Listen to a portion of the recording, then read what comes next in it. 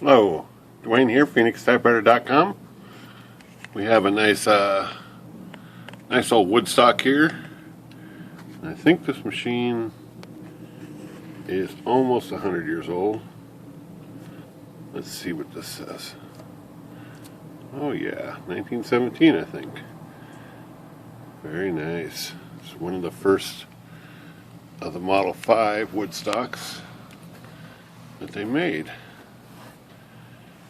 Came out beautiful, as usual. Looking good everywhere.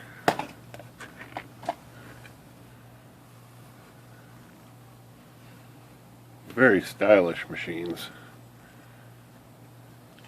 Great keytops. Wooden space bar with just the right amount of wear. Pretty neat machine. We should have a birthday party for this thing when it turns 100.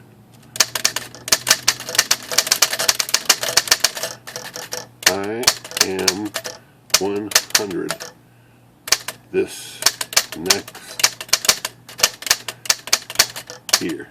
Ah, you like that? Alright, we got a Woodstock.